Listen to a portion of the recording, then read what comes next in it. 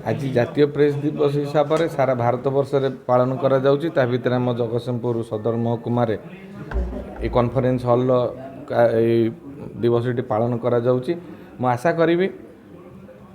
निरपेक्षतार सहित स्वच्छतार सहित संवाद परिवेषण हेब एवं ये परिवेषण स्वच्छता आने सरकार गोटे बड़ भूमिका था। जदि सरकार विगत दिन में आम पाखु देखीचे जदि किए स्वच्छ न्यूज प्रसारण कला तार कंठरोध करने पछे जाइना से न्यूज चैनल को बंद करने व्यक्तिगत स्तर में घर रेड करने भली आरंभ कर विभिन्न व्यवस्था करा जाइछि। किंतु ये हूँ लोकंर सरकार मोहन माझी सरकार आपण निश्चित रुहतु कहार सांगे पक्षपातिता करा ना पातर अंतर करा ना सांबादिक मानू सरकार यथेष्ट सम्मान दे आसी आगामी दिन में देवे बिना अंकुशरे बिना चापरे